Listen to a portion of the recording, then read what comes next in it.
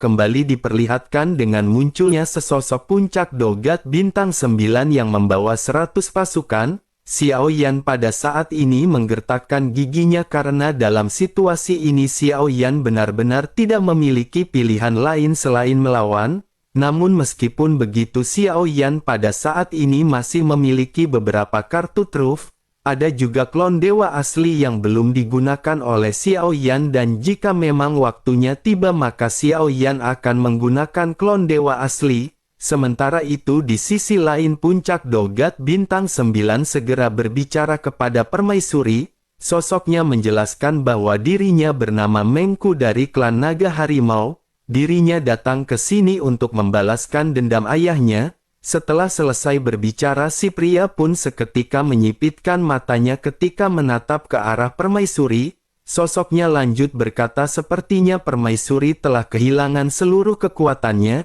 Dirinya khawatir bahkan Permaisuri benar-benar tidak memiliki kekuatan di tingkat Dogat. Menanggapi hal tersebut Permaisuri pada saat ini hanya mengangguk dan tersenyum sebelum akhirnya menatap ke arah Xiao Yan. Sosoknya lanjut berkata bahwa jika Mengku ingin membunuhnya maka dirinya harus melewati pria ini terlebih dahulu. Begitu Mengku mendengar hal ini sosoknya seketika melihat ke arah Xiao Yan. Mengku pada saat ini langsung bisa melihat kekuatan Xiao Yan yang berada di bintang 7 Dogat. Alisnya tiba-tiba berkerut dan Mengku pada saat ini dipenuhi dengan keraguan dicampur kemarahan. Mengku segera bertanya apakah Permaisuri pada saat ini bercanda. Permaisuri pada saat ini memandang ke arah Xiao Yan dengan penuh percaya diri dan berkata bahwa dirinya serius. Mengku pada saat ini berkata dengan dingin tetapi bocah ini baru saja mencapai tahap menengah Dogat bintang 7. Jika mereka memang memaksa maka Mengku akan bisa menghabisinya dengan hanya satu telapak tangan. Permaisuri pada saat ini kembali tersenyum dan berkata bahwa dirinya tidak percaya Mengku akan bisa melakukan hal tersebut. Xiao Yan pada saat ini terkejut mendengar apa yang dikatakan oleh Permaisuri. Sementara itu Mengku mengangkat tangannya dan berkata bahwa mereka harus mencobanya. Origin Ki yang agung pada saat ini segera memancar di belakang Mengku dan sosoknya seketika melesatkan telapak tangan ke arah Xiao Yan. Xiao Yan pun seketika menyipit melihat serangan yang dilesatkan oleh Mengku. Meskipun tubuh fisik dan fondasi origin Ki Xiao Yan telah meningkat pesat hal ini benar-benar masih di luar kemampuan Xiao Yan untuk menghadapi kekuatan Dogat puncak bintang 9. Xiao Yan pun menggertakkan giginya tetapi Xiao Yan pada saat ini tidak ingin menggunakan klon dewa asli. Menghadapi serangan dari Mengku yang merupakan puncak Dogat bintang 9 tangan Xiao Yan pada akhirnya bersinar dengan terang. Labu dewa bermata 9 tiba-tiba muncul di telapak tangan Xiao Yan dalam sekejap mata. Kesembilan mata dari labu dewa bermata 9 pada saat ini telah terbuka setelah menyerap banyak jiwa. Xiao Yan tanpa banyak basa-basi segera meminta tolong kepada rubah iblis berekor 9 untuk menghabisi musuhnya. Gumpalan asap merah muda pada akhirnya muncul dari labu dewa bermata 9. Sosok cantik dengan tubuh sempurna perlahan muncul dan sosok ini seketika tersenyum ke arah Xiao Yan. Sosok itu pun segera berkata kepada Xiao Yan sebaiknya dalam perang kecil seperti ini Xiao Yan tidak memanggilnya. Xiao Yan bisa sepenuhnya mempercayai pemimpin pendekar pedang gila untuk berhadapan dengan kasus seperti ini. Setelah selesai berbicara sosoknya pada saat ini lanjut mengikuti apa yang pada saat sebelumnya diminta oleh Xiao Yan. Telapak tangan dari rubah iblis berekor 9 seketika terangkat dan sebuah jantung persik besar muncul. Sesaat kemudian jantung persik besar ini segera melesat berhantaman dengan telapak tangan raksasa. Ledakan pada akhirnya segera terjadi dengan kedua serangan yang pada saat ini sama-sama dihancurkan. Adegan ini seketika mengejutkan semua orang termasuk dengan Mengku. Sesaat setelah ledakan kabut pada saat ini menyebar ke segala arah menyelimuti semua orang. Lebih dari 100 orang termasuk dengan Mengku pada saat ini diselimuti oleh kabut. Saat berikutnya adegan yang mengejutkan seketika muncul dan ini benar-benar cukup tragis. Lebih dari 100 sosok ini segera mengangkat senjata mereka dan menusukkannya ke jantung masing-masing. Di antara mereka Mengku yang matanya terlihat merontak juga menusuk jantungnya dengan telapak tangan. Seteguk besar darah pada saat ini segera keluar dan Mengku seketika terluka parah. Ratusan sosok juga memuntahkan darah berjamaah dan mata mereka dipenuhi dengan warna merah jambu. Pikiran mereka semuanya sepertinya benar-benar telah dikendalikan oleh rubah berekor 9. Sementara itu Mengku yang berada di puncak Dogat Bintang 9 pada saat ini menggigit ujung lidahnya dan bahkan membakar umur panjangnya. Mengku mencoba untuk menghilangkan warna merah muda di bola matanya. Begitu Mengku tersadar sosoknya pada saat ini memiliki ekspresi kepanikan di wajahnya. Reaksi pertama Mengku pada saat ini segera melesat mundur dan mencoba untuk melarikan diri. Rubah iblis berekor 9 juga pada saat ini mengetahui hal tersebut dan tentu saja dirinya tidak akan memberikan kesempatan bagi Mengku untuk pergi. Sosoknya yang anggun dan menawan segera membuat gerakan seolah-olah membuat busur panah. Setelah busur panah terbentuk, anak panah juga pada saat ini muncul sebelum akhirnya dilesatkan ke arah Mengku. Anak panah yang dilesatkan ini memiliki kecepatan yang sangat cepat. Mengku berusaha untuk menghindar tetapi anak panah ini benar-benar langsung tenggelam ke dalam tubuh Mengku dalam sekejap mata. Mengku menjerit nyaring dan seluruh tubuh Mengku seketika mengembang dengan cepat. Cahaya merah jambu juga pada saat ini melonjak semakin melimpah bersamaan dengan tubuh Mengku yang semakin membesar. Pada akhirnya tubuh Mengku seketika meledak dengan keras. Segera setelah itu lebih dari 100 orang juga pada saat ini dimusnahkan oleh rubah iblis berekor 9. Telah menunaikan tugasnya rubah iblis berekor 9 pada saat ini segera mendatangi Xiao Yan. Senyum menawan dan mata genitnya pada saat ini seketika diarahkan menuju ke arah Xiao Yan. Sosoknya lanjut berkata bahwa orang-orang itu telah terbunuh. Jika begitu permasalahannya maka Mei ini yang pada saat ini akan segera pergi. Lain kali adik kecil harus mengingat untuk jangan terlalu sering memanggil Mei ini yang. Jika tidak maka dirinya tidak akan lagi pergi membantu adik kecil. Begitu selesai berbicara sosoknya berubah menjadi kabut berwarna merah muda dan kembali ke labu dewa bermata 9. Xiao Yan pada saat ini hanya bisa terdiam dan Xiao Yan bergidik tanpa sadar melihat pembantaian yang baru saja dilakukan oleh rubah iblis berekor 9. Permaisuri juga pada saat ini tidak bisa tidak mengagumi serangan tersebut. Sosoknya bergumam bahwa sosok ini benar-benar memiliki pesona yang sangat kuat. Xiao Yan hanya tersenyum sebelum akhirnya segera menghirup jiwa-jiwa yang belum menyebar ke dalam labu dewa bermata 9. Mengku yang pada saat sebelumnya sombong pada saat ini benar-benar telah mati secara misterius. Mengku mungkin tidak pernah berpikir bahwa dirinya akan mati dengan cara seperti ini. Sementara itu permaisuri pada saat ini memandang ke arah Xiao Yan dan bergumam bahwa dirinya benar-benar memiliki banyak trik sederhana. Sementara itu Xiao Yan pada saat ini masih melesat mengumpulkan cincin penyimpanan yang mengambang. Sungguh sangat disayangkan sebagian besar cincin penyimpanan telah diledakkan dan hanya ada belasan yang masih utuh.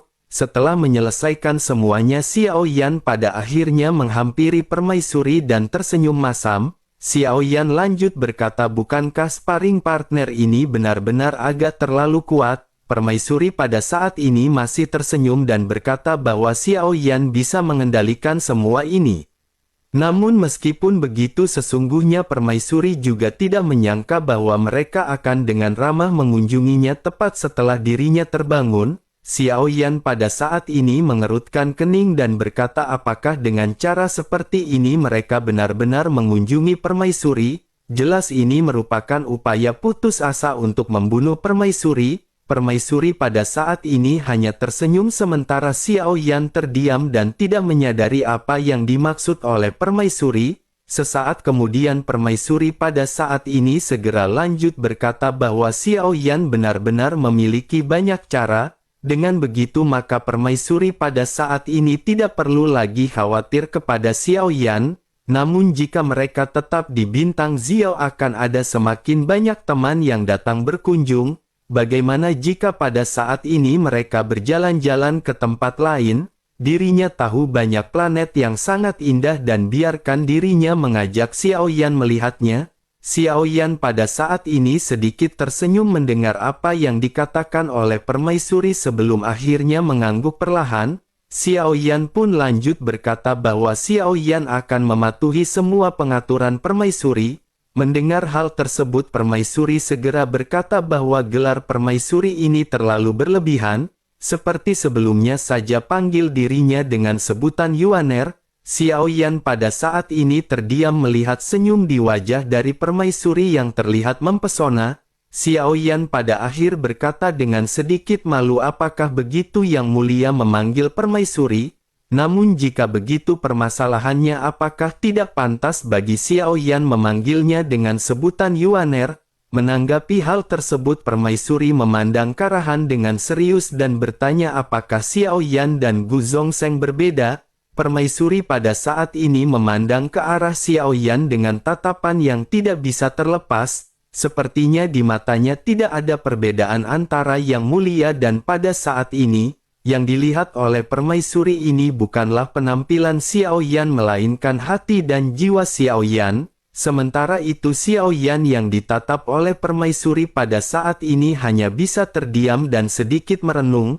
Xiao Yan sesungguhnya masih memiliki penolakan terhadap gelar ini karena terlalu intim. Namun Xiao Yan tidak bisa menolak permintaan dari permaisuri. Xiao Yan pada saat ini lanjut berkata jika begitu permasalahannya maka Xiao Yan akan pergi bersama dengan Yuaner. Xiao Yan pada saat sebelumnya merenungkan perbincangan di antara permaisuri dan kelinci Bingyun. Xiao Yan menyadari kondisi dari permaisuri pada saat ini.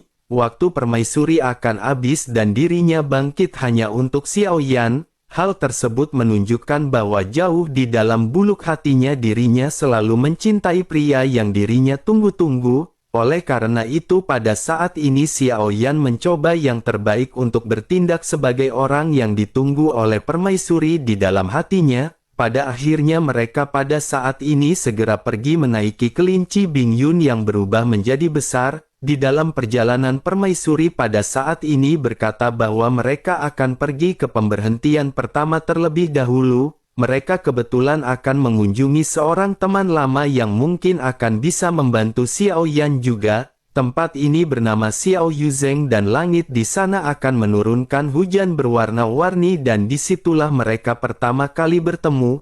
Sudut mulut dari permaisuri pada saat ini terangkat menjadi sebuah senyuman. Sepertinya dirinya pada saat ini mengingat kembali kenangan indah saat pertama kali dirinya bertemu dengan Yang Mulia. Namun bersamaan dengan hal tersebut pada saat ini Xiao Yan merasakan adanya sesuatu. Xiao Yan bergumam sepertinya seseorang mengejar mereka di belakang.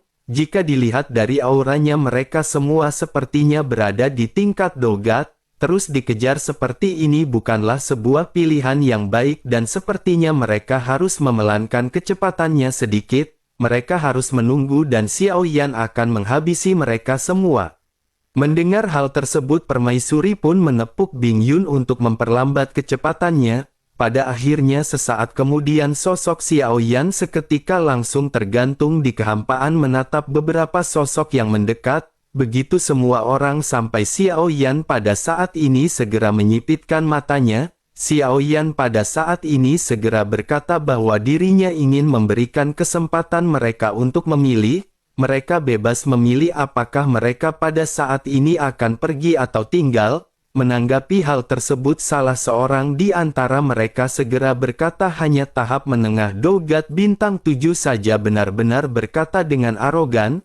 Mendengar apa yang dikatakan oleh sosok tersebut Xiao Yan pada saat ini benar-benar tidak ingin lagi banyak berbasa-basi. Xiao Yan segera mengambil langkah maju dan mengeluarkan pedang berat misterius di belakangnya.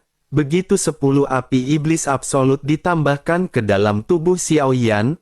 Origin Qi Xiao Yan pada saat ini melebihi 100 juta dalam sekejap. Dalam kehampaan yang gelap sosok Xiao Yan pada saat ini benar-benar tampak seperti terik matahari yang menyala-nyala.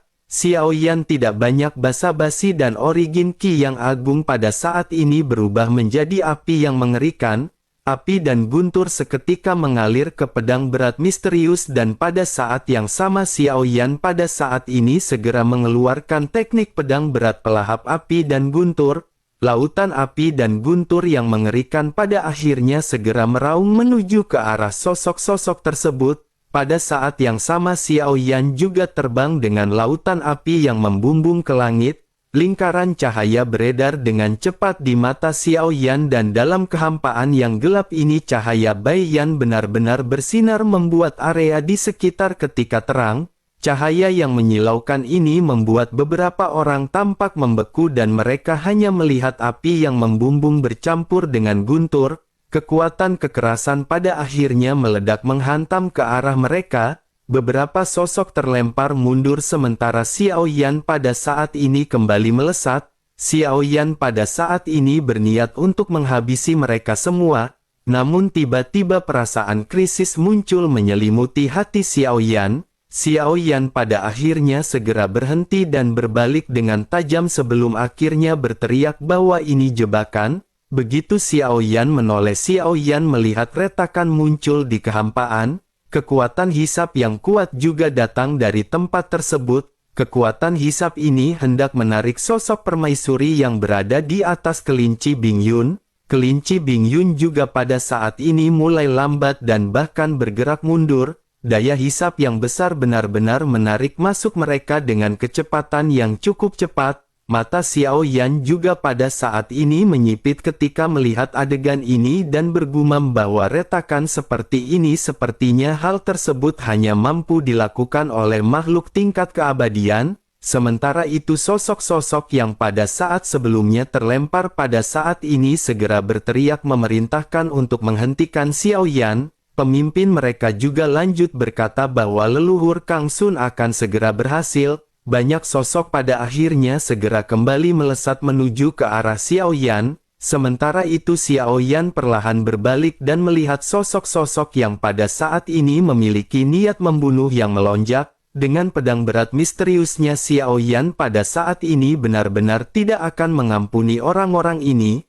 Sementara itu di sisi lain suara dari kelinci Bing Yun pada saat ini keluar ketika berbicara bahwa sepertinya Xiao Yan tidak ingin melindungi permaisuri. Kelinci Bing Yun pada saat ini hendak mengerahkan kekuatannya dan hendak melepaskan hisapan dari retakan tersebut.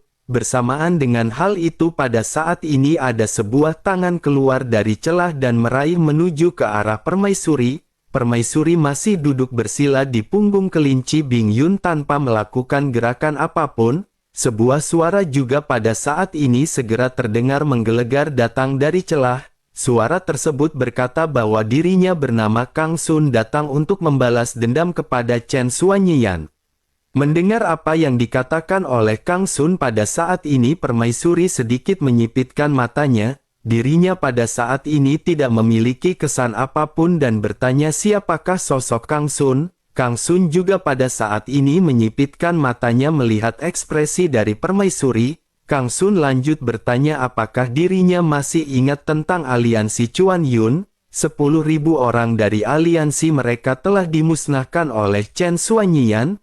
Permaisuri pun mengangkat alisnya dan sosoknya pada saat ini tampak berpikir. Sesaat kemudian permaisuri pun segera berkata bahwa dirinya mengingat hal tersebut. Itulah sebabnya dirinya datang ke sini hari ini. Dirinya ingin menggunakan jiwa dari Kang Sun untuk memberikan penghormatan kepada semua jiwa aliansi.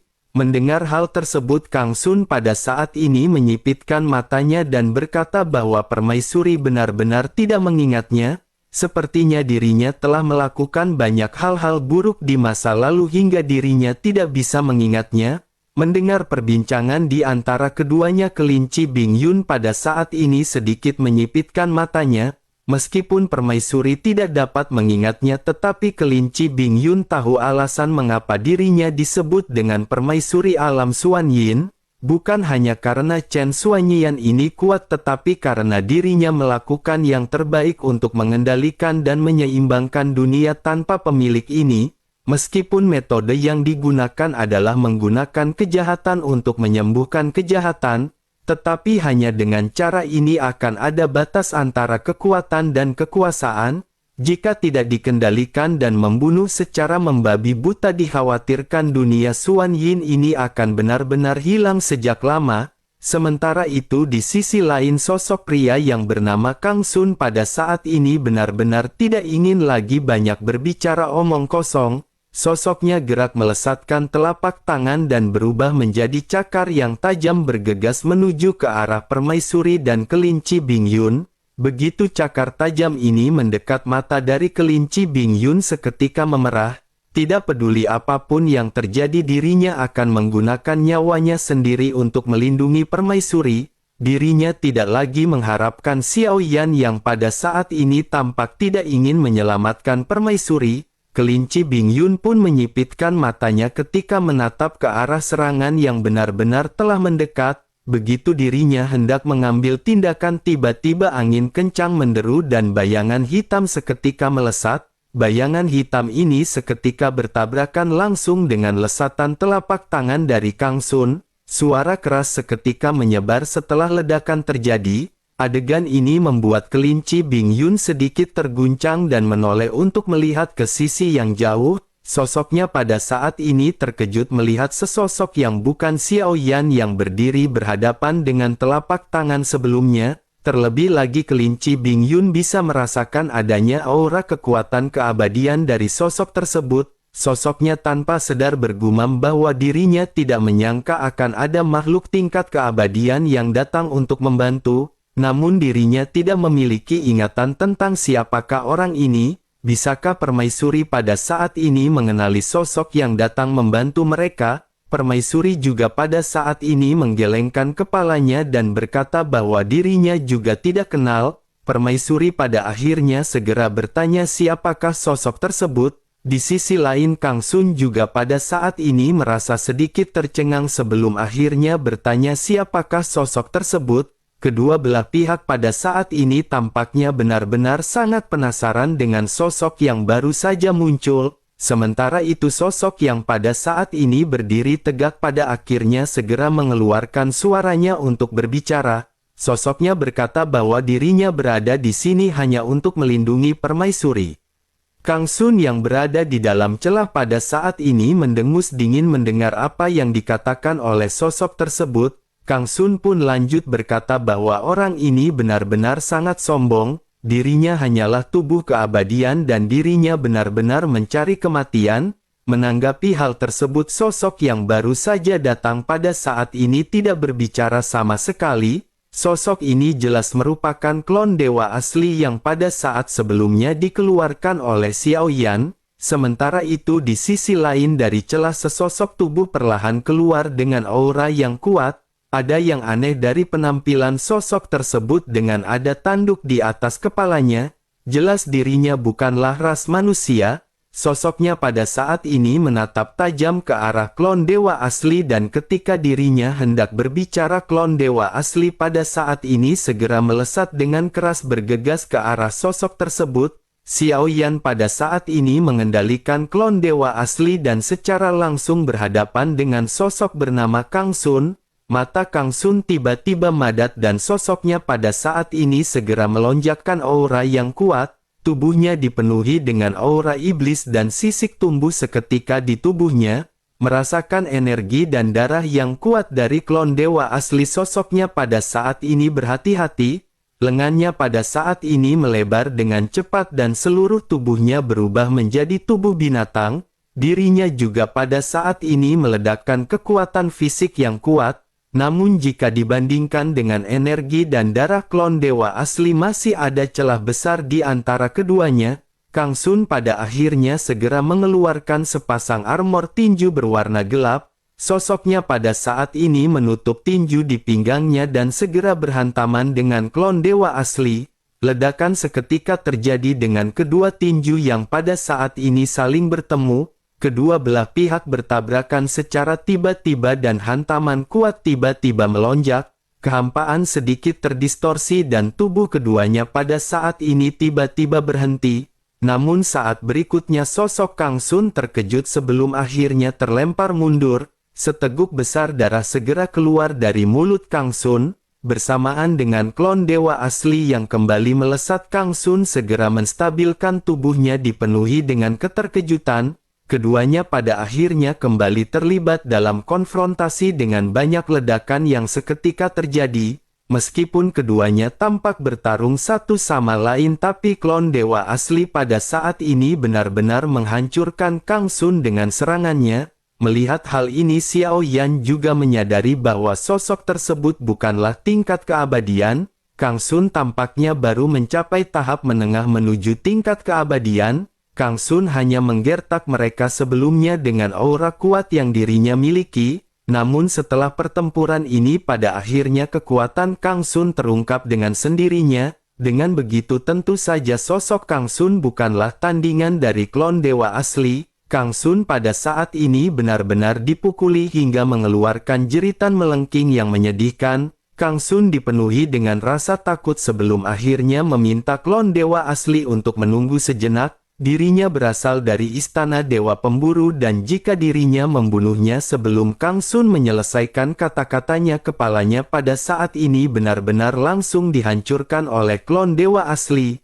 Xiao Yan di kejauhan juga pada saat ini bergumam jika dirinya tidak cukup kuat maka dirinya tidak boleh banyak berbicara. Setelah selesai berbicara, Xiao Yan segera menembakkan gumpalan api yang langsung menutupi tubuh Kang Sun. Bagaimanapun juga Kang Sun merupakan setengah langkah menuju tingkat keabadian, oleh karena itu masih membutuhkan waktu untuk membakar tubuh Kang Sun menjadi abu. Terlebih lagi kecepatan pemulihan yang mengerikan juga pada saat ini benar-benar dapat terlihat di tubuh Kang Sun. Pada akhirnya klon dewa asli pada saat ini kembali bergegas menuju ke arah Kang Sun dan menghancurkan tubuh Kang Sun.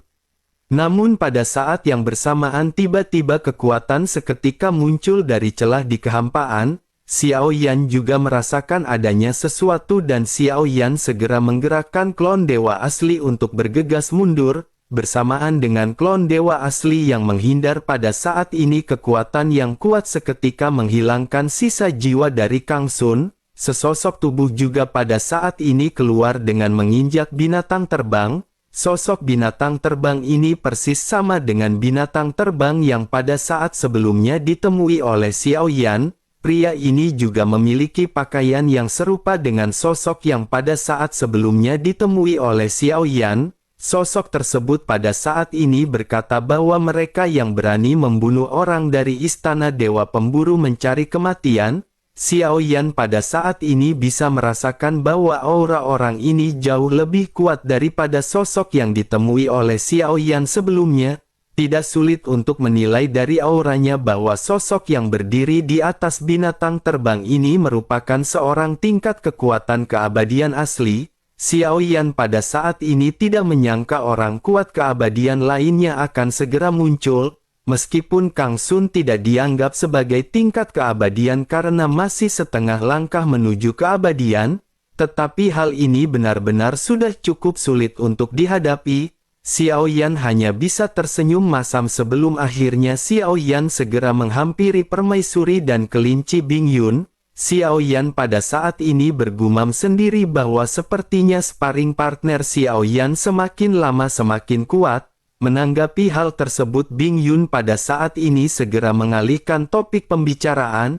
Bing Yun pada saat ini bertanya mengenai sosok yang baru saja menyelamatkan mereka. Sosoknya bertanya apa hubungan sosok tersebut dengan Xiao Yan. Selama orang ini berada di sini sepertinya dirinya akan bisa menyelesaikan permasalahan ini. Sebaiknya mereka juga bertarung dengan cepat karena jika ini terus berlanjut dirinya khawatir akan semakin banyak orang yang mengejar. Xiao Yan menganggukkan kepalanya sebelum akhirnya melirik ke arah permaisuri. Xiao Yan awalnya berniat memanggilnya dengan sebutan permaisuri, namun Xiao Yan segera tersadar seperti artinya Xiao Yan harus memanggilnya dengan sebutan Yuaner. Xiao Yan pada akhirnya bertanya apakah istana pemburu dewa ini memiliki dendam kepada Yuaner. Kelinci Bing Yun pada saat ini segera mewakili permaisuri untuk berbicara. Sosoknya menjelaskan bahwa istana pemburu dewa lah yang menyebabkan permaisuri menjadi seperti ini.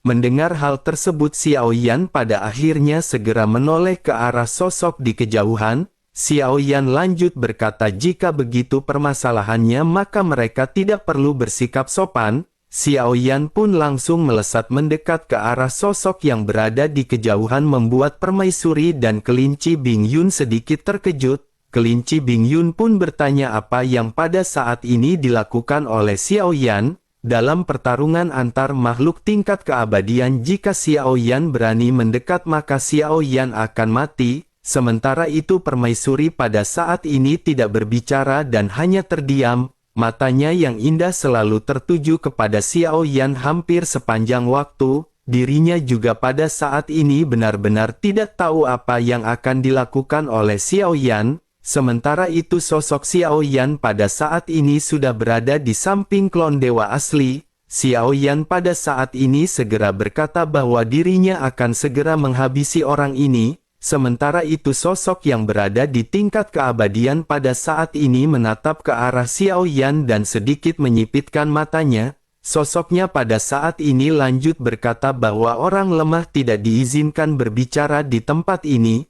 Mendengar hal tersebut Xiao Yan pada akhirnya sedikit tersenyum sebelum akhirnya klon dewa asli dan Xiao Yan seketika bergabung. Keduanya bergabung menjadi satu sosok yang sama dan hal ini mengejutkan kelinci Bing Yun dan permaisuri.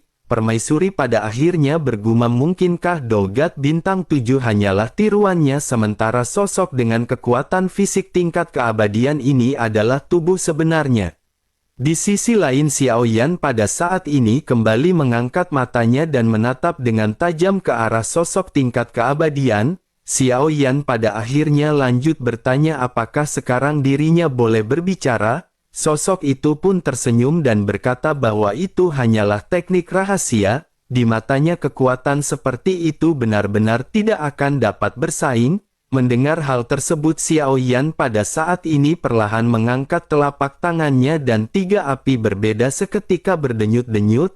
Sudut mulut Xiao Yan sedikit terangkat sebelum akhirnya Xiao Yan lanjut berbicara. Xiao Yan pada saat ini sedikit meledek dengan berkata bahwa Xiao Yan berharap dirinya akan lebih kuat daripada kata-katanya sebelumnya. Setelah itu api di tubuh Xiao Yan pun meledak dalam sekejap dan 3 warna api pada saat ini melonjak. Guntur hitam dari jantung guntur juga pada saat ini beredar di dalam api. Momentum Xiao Yan yang kuat pada saat ini seketika benar-benar menyebar ke segala arah. Sosok yang berada di atas binatang terbang juga pada saat ini sedikit mengerutkan keningnya. Dirinya bisa merasakan adanya bau berbahaya setelah Xiao Yan melonjakkan kekuatannya. Sosoknya pada akhirnya segera berbicara dengan sedikit sopan ketika memperkenalkan diri. Sosoknya berkata bahwa dirinya bernama Feng Tuo yang berasal dari Istana Pemburu Dewa. Xiao Yan pada saat ini sedikit merasa aneh melihat sosok tersebut yang memperkenalkan diri. Namun Xiao Yan cukup menghargai hal tersebut dan segera memperkenalkan dirinya. Xiao Yan berkata bahwa dirinya bernama Xiao Yan. Xiao Yan pada saat ini tentu saja tidak perlu memberitahu Feng Tuo bahwa Xiao Yan berasal dari dunia sensi. Sementara itu Feng Tuo pada saat ini sedikit mengerutkan kening karena dirinya merasa sangat asing dengan nama Xiao Yan. Dirinya belum pernah mendengar adanya nama sesosok di tingkat keabadian yang memiliki nama Xiao Yan. Oleh karena itu Feng Tuo pada saat ini tidak terlalu takut kepada sosok Xiao Yan. Tetapi meskipun begitu Feng Tuo pada saat ini sama sekali tidak ingin mengambil resiko di dalam pertempuran. Feng Tuo pada akhirnya tiba-tiba memandang ke arah permaisuri dan berbicara perlahan. Sosoknya berkata bahwa hari ini mereka akan membiarkan permasalahan ini berlalu dan membiarkan permaisuri pergi. Mendengar apa dikatakan oleh Feng Tuo, permaisuri pun segera menjawab bahwa sepertinya Feng Tuo benar-benar bercanda, karena setengah tingkat keabadian berani datang untuk menghabisi permaisuri. Ditambah lagi dengan keberadaan dari Feng Tuo, mungkinkah dirinya pada saat ini ingin melarikan diri? Xiao Yan juga pada saat ini memandang ke arahnya dan meledek apakah dia saat ini takut. Feng Tuo yang awalnya tidak marah benar-benar tidak menyangka bahwa Xiao Yan benar-benar memprovokasinya. ditambah dengan kata-kata permaisuri kemerahan Feng Tuo pada saat ini tiba-tiba melonjak, Feng Tuo pada akhirnya segera berkata bahwa dirinya awalnya ingin membiarkan mereka mendapatkan waktu lebih lama, namun sekarang sepertinya menurutnya hal tersebut tidak lagi diperlukan. Jika mereka memang menginginkan kematian maka dirinya pada saat ini akan mengabulkannya. Xiao Yan pada saat ini tersenyum tipis dan berkata sebaiknya mereka membuang banyak omong kosong. Begitu selesai berbicara sosok Xiao Yan pun mengambil langkah maju dengan cukup cepat. Seluruh tubuhnya terbungkus dengan api di dalam kehampaan yang gelap. Sosok Xiao Yan seperti meteor yang terbakar ketika langsung melesat menuju ke arah Feng Tuo. Feng Tuo juga pada saat ini tidak mau kalah dan sosoknya segera melonjakkan aura yang sangat kuat. Cahaya keemasan yang bersinar di tubuhnya pada saat ini melonjak. Fluktuasi aura yang tidak diketahui seberapa kuatnya juga pada saat ini seketika menyebar. Kedua belah pihak pada akhirnya sama-sama mengeluarkan kekuatan fisiknya ketika saling bertemu. Ledakan seketika terjadi ketika dua tinjuk saling bersentuhan. Dibandingkan dengan nyala api dan guntur dari Xiao Yan yang menyilaukan serangan dari Feng Tuo ini tampak terlihat jauh lebih biasa, namun meskipun begitu kekuatan keduanya pada saat ini benar-benar sangat mencengangkan, kedua sosok pada akhirnya segera terlempar pada saat yang bersamaan. Selanjutnya keduanya memulai kembali pertukaran dengan gila-gilaan. Suara tinju yang bertabrakan bergema di kehampaan dan Xiao Yan secara kasar pada saat ini bisa memperkirakan kekuatan dari Feng Tuo. Xiao Yan bisa merasakan bahwa Feng Tuo setidaknya pada saat ini merupakan langkah pertama tingkat keabadian. Menyadari hal tersebut Xiao Yan pada saat ini menyadari bahwa klon dewa asli benar-benar tidak cukup kuat untuk berhadapan dengan Feng Tuo. Dengan menggabungkan kekuatan Xiao Yan dan klon dewa asli kekuatan mereka bahkan benar-benar tidak dapat mencapai langkah pertama tingkat keabadian. Namun meskipun begitu kekuatan fisik dari klon dewa asli ini benar-benar tidak bisa untuk diremehkan. Memikirkan kesenjangan origin Qi di antara keduanya Xiao Yan pada akhirnya memutuskan untuk memanfaatkan kekuatan fisik dari klon dewa asli. Namun di dalam pertempuran fisik ini tentu saja Xiao Yan harus terus mendekat dan menempel ke arah Feng Tuo. Xiao Yan harus terus-menerus terlibat dalam pertarungan jarak dekat. Dalam pertempuran ini hampir seluruh origin Qi Xiao Yan digunakan untuk meningkatkan kecepatan Xiao Yan. Tidak peduli bagaimana Feng Tuo mencoba menjauhkan diri, sosok Xiao Yan selalu tidak memberinya kesempatan untuk menjauh. Feng Tuo juga sangat terkejut karena sosoknya terus-menerus terjerat dalam jarak yang cukup dekat oleh Xiao Yan. Feng Tuo pun segera berkata bahwa dirinya tidak menyangka Xiao Yan dan akan begitu cepat. Sesaat kemudian cahaya keemasan pada saat ini melintas di mata Feng Tuo dan segera dua sinar cahaya melonjak. Cahaya keemasan ini benar-benar seperti ujung pedang yang lancip dan langsung menembus ke arah kepala Xiao Yan.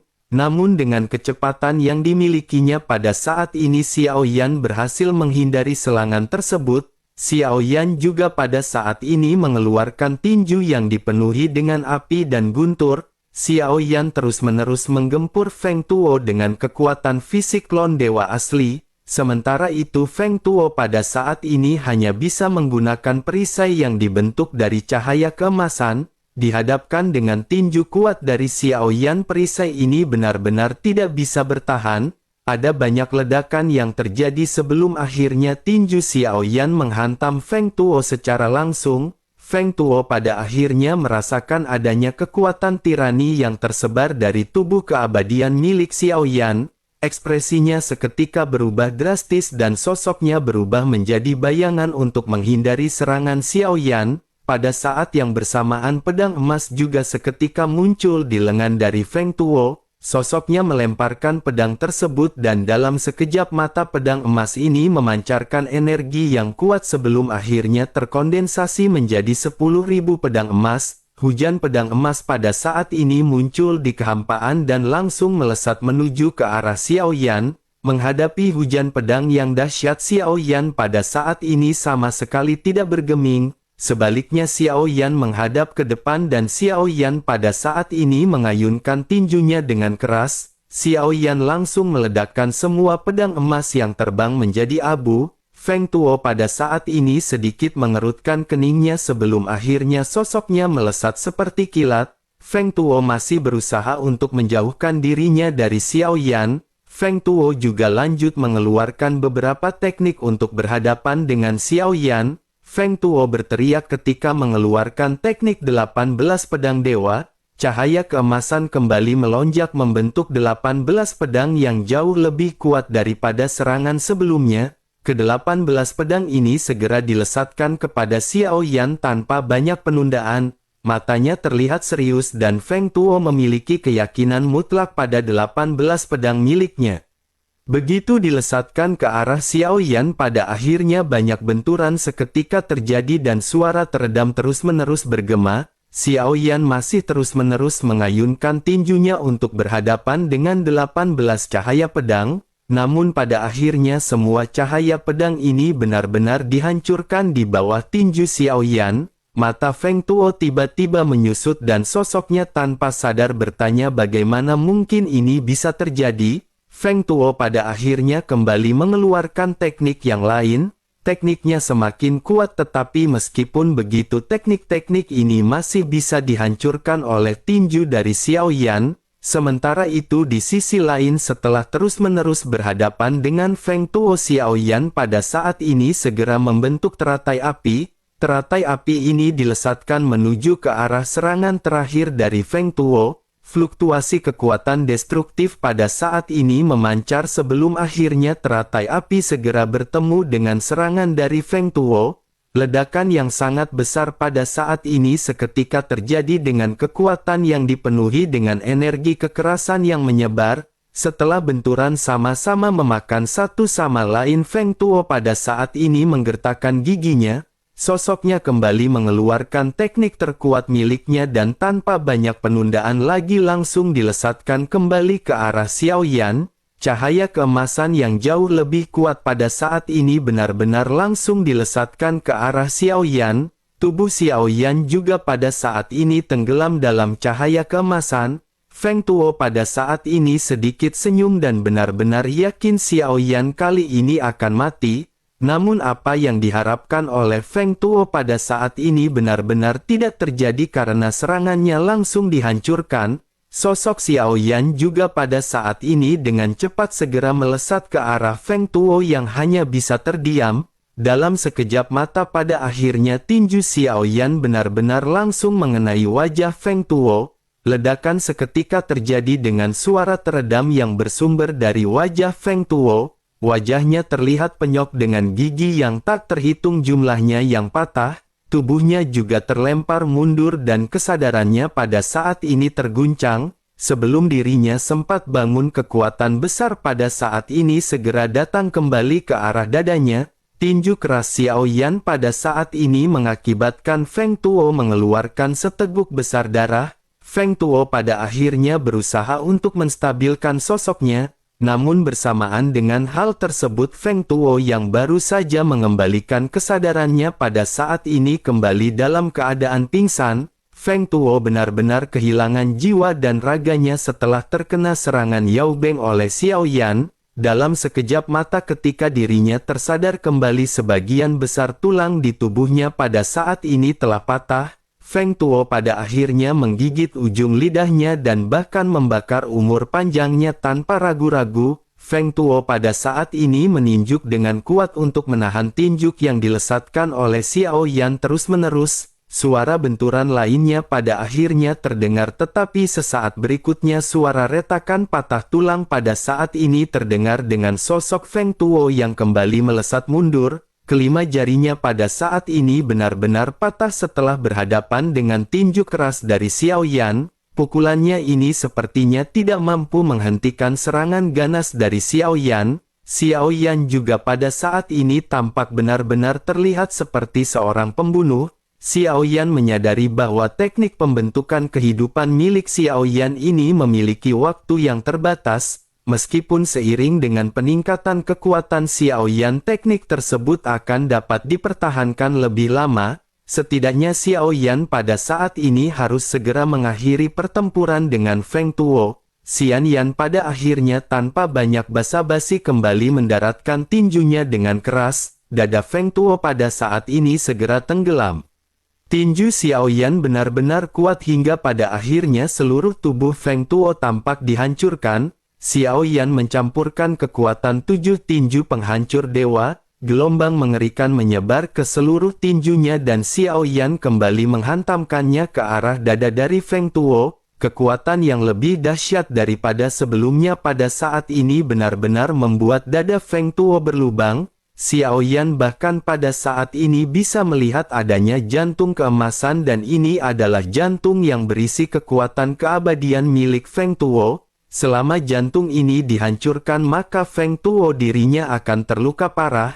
Yang lebih menyakitkannya lagi adalah bahwa kekuatan tingkat keabadian Feng Tuo akan segera terjatuh ke tingkat dogat. Feng Tuo juga pada saat ini terlihat panik karena hal ini benar-benar merupakan hal yang penting bagi Feng Tuo. Sosoknya seketika berteriak dengan keras ketika dirinya menyerah. Sosoknya lanjut berkata selama Xiao Yan tidak menghabisinya dan tidak menghancur jantungnya dirinya bersedia untuk melakukan apapun demi Xiao Yan. Xiao Yan pun tersenyum sinis dan lanjut bertanya apakah Feng Tuo pada saat ini benar-benar mengakui kekalahan. Sepertinya ketika nyawanya terancam bahkan makhluk tingkat keabadian juga akan mengucapkan kata-kata kekanak-kanakan seperti itu. Xiao Yan pada saat ini tanpa banyak basa-basi dan setelah selesai berbicara Xiao Yan segera mengah kekuatan yang kuat kelima jarinya. Xiao Yan dengan keras meremas jantung emas milik Feng Tuo. Jantung emas ini pun seketika benar-benar dihancurkan di tangan Xiao Yan. Feng Tuo yang tiba-tiba kehilangan jantung emasnya pada saat ini seketika mengeluarkan jeritan yang sangat menyedihkan.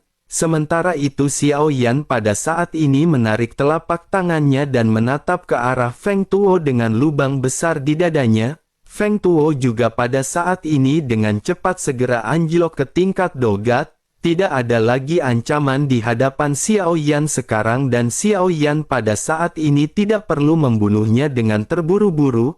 Terlebih lagi Xiao Yan juga akan bisa mendapatkan beberapa berita tentang istana pemburu dewa. Sementara itu Feng Tuo pada saat ini menjerit melengking dipenuhi dengan kesedihan setelah kehilangan semuanya. Feng Tuo hanya bisa berlutut di tanah merasakan jantungnya yang pada saat ini diperbaiki.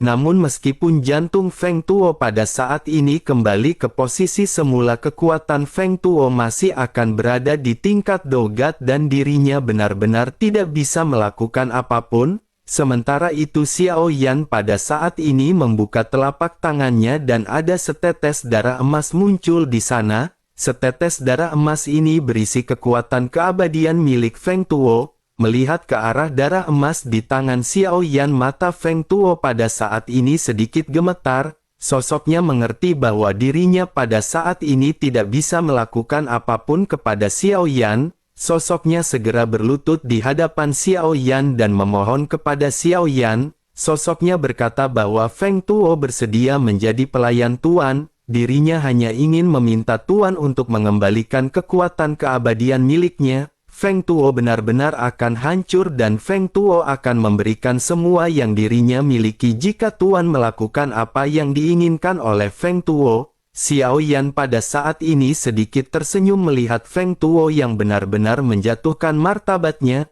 Tetapi meskipun begitu Xiao Yan pada saat ini tentu saja tidak akan mengampuni Feng Tuo. Xiao Yan pada akhirnya segera berkata bahwa jika Feng Tuo memang ingin menjadi pelayan sepertinya hal tersebut tidaklah terlalu buruk. Setelah selesai berbicara Xiao Yan pada saat ini segera menarik tangannya dan memasukkan setetes darah emas ini ke dalam botol batu giok. Tanpa banyak penundaan lagi Xiao Yan segera memasukkannya ke dalam cincin penyimpanan. Sesaat kemudian Xiao Yan pada akhirnya segera menoleh dan bergegas menuju ke arah permaisuri. Feng Tuo juga pada saat ini segera mengikuti Xiao Yan tanpa berdaya. Klon dewa asli juga pada saat yang bersamaan segera terpisah dari tubuh Xiao Yan. Xiao Yan pada saat ini memandang ke arah permaisuri dan tersenyum sebelum akhirnya mulai berbicara. Xiao Yan berkata bahwa Xiao Yan telah menangkap salah satu pengikut dari Istana Pemburu Dewa.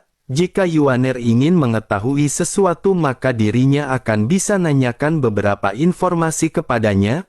Permaisuri pada saat ini tersenyum sebelum akhirnya berkata bahwa dirinya tidak tertarik pada apapun dari Istana Pemburu Dewa. Xiao Yan pada saat ini mengerutkan kening dan dengan sedikit ragu berkata, bukankah Yuaner telah dirugikan oleh Istana Pemburu Dewa? Permaisuri menggelengkan kepalanya dan berkata bahwa itu semua sepenuhnya bukan salah mereka. Beberapa hal memang akan selalu terjadi dan orang-orang ini sesungguhnya tidak mengetahui alasan mereka. Xiao Yan pun sedikit terdiam sebelum akhirnya Xiao Yan pada saat ini menatap ke arah permaisuri dan mulai bergumam. Xiao Yan berkata bahwa Xiao Yan khawatir alasan sebenarnya adalah Yang Mulia mengambil energi dari dunia mereka. Permaisuri pun tersenyum ketika mendengar hal ini sebelum akhirnya memandang ke arah Xiao Yan dan berbicara dengan sedikit serius. Sosoknya menjelaskan bahwa dirinya lah yang telah memberikan energi alamnya kepada Yang Mulia. Yang Mulia sesungguhnya tidak menginginkannya tetapi permaisuri pada akhirnya memberikannya secara diam-diam. Pada saat itu dunia Sensi sedang menghadapi invasi yang sangat berbahaya. Dirinya juga datang ke alam sejati Xuan Yin dan sedang mencari energi dunia. Ketika dirinya mengetahui bahwa semua keberuntungan ada padanya, dirinya pada akhirnya segera memutuskan memberikan energi alam miliknya kepada Yang Mulia.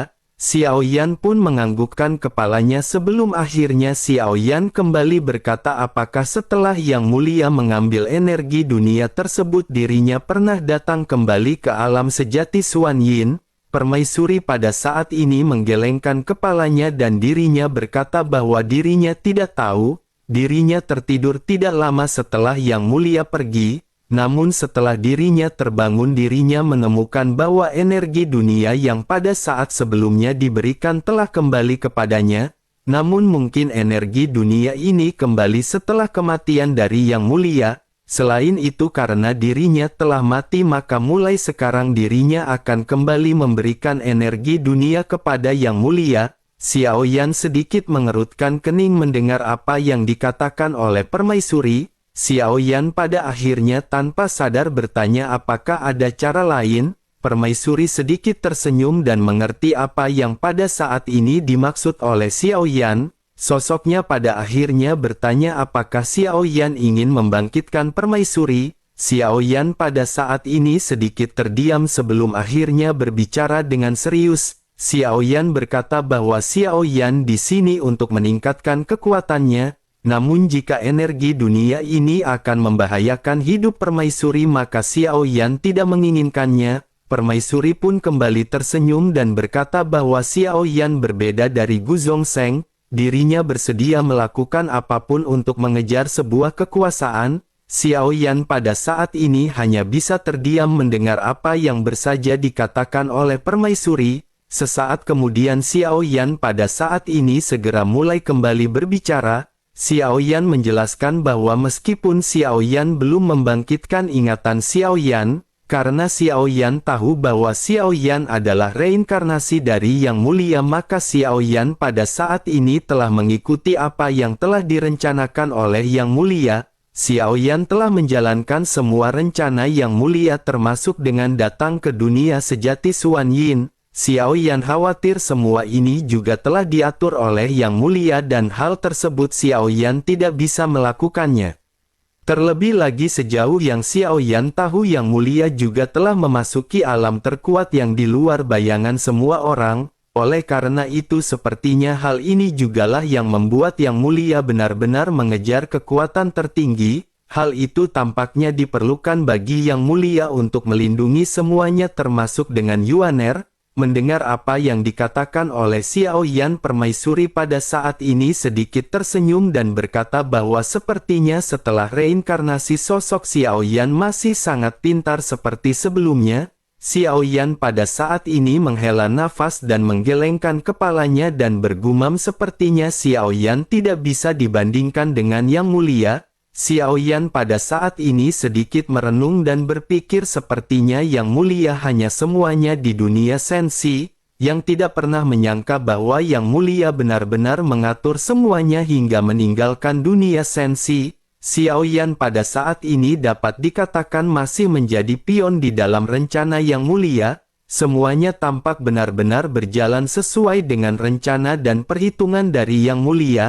Sementara itu di sisi lain Permaisuri pada saat ini sedikit tersenyum melihat Xiao Yan yang terdiam. Sesaat kemudian Yang Mulia Ratu pun berkata bahwa sesungguhnya masih banyak yang perlu mereka bahas, namun mereka harus meninggalkan tempat ini sesegera mungkin dan mereka akan melanjutkan perbincangan di perjalanan.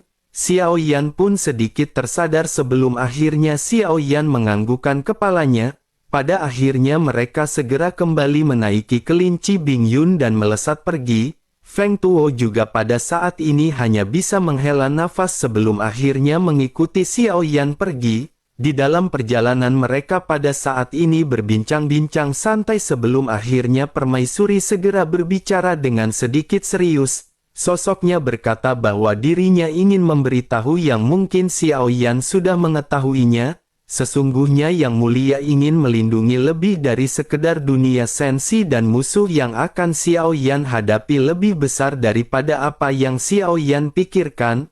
Mendengar hal tersebut Xiao Yan juga pada saat ini menganggukkan kepalanya dan bertanya apakah yang dibicarakan oleh Yuaner adalah dunia Taiksu. Permaisuri pada saat ini sedikit mengerutkan kening dan bertanya apakah dunia Taiksu juga akan menyerang dunia sensi. Xiao Yan pada saat ini mengangguk serius mendengar pertanyaan dari Permaisuri. Sesaat kemudian Xiao Yan berkata bahwa sejauh yang dirinya tahu dunia Taiksu akan menyerang sensi dalam ribuan tahun. Permaisuri pun menganggukkan kepalanya dan bertanya apakah Xiao Yan tahu ada berapa banyak dunia di sini. Xiao Yan pada saat ini sedikit terdiam karena Xiao Yan benar-benar tidak mengetahui maksud dari pertanyaan ini. Sementara itu Permaisuri segera menjelaskan bahwa jumlah dunia ini tidak ada habisnya. Ketika ada kematian atau kehancuran maka di saat itu pula akan kelahiran kembali. Tetapi seseorang dapat mengontrol siapapun yang hidup atau siapapun yang mati di kehidupan ini. Di alam semesta Yuan ini ada 9 dunia yang mencerminkan satu sama lain. Mereka juga berbagi energi dari dunia yang sama. Mereka berbagi energi ini secara setara namun energi dunia ini akan selalu tetap seperti itu. Dengan begitu maka akan terjadi kemiringan hingga pada akhirnya 8 dari 9 dunia akan binasa dan hanya menyisakan satu di antara mereka. Itulah cikal bakal penyebab mengapa terjadinya invasi karena mereka butuh bertahan hidup. Setiap dunia memiliki pilihannya masing-masing tetapi karena mereka saling menjaga dan menyeimbangkan, invasi merupakan masalah pembunuhan yang sangat serius di dunia. Jika mereka memikirkan hal ini pasti ada sesuatu yang terjadi yang membuat Taiksu harus memilih menyerang dunia sensi. Mereka tampaknya benar-benar terpaksa melakukan hal tersebut untuk memperpanjang umur dunia mereka. Xiao Yan pada saat ini sedikit mengerutkan kening mendengar apa yang dikatakan oleh Permaisuri. Ini merupakan info yang baru bagi Xiao Yan dan Xiao Yan pada saat ini memiliki ekspresi serius ketika mendengarkan penjelasan dari Permaisuri sang juru parkir yang ada di warung Budayanti.